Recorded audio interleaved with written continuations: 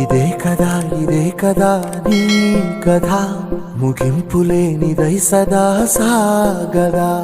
ఇదే కదా నీ కథ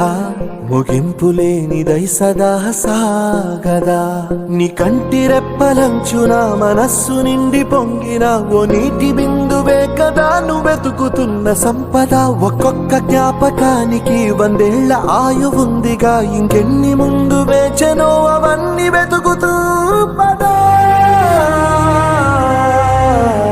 మనుష్యులందు నీ కథ మహర్షిలాగా సాగదా మనుష్యులందు నీ కథ మహర్షిలాగా సాగదా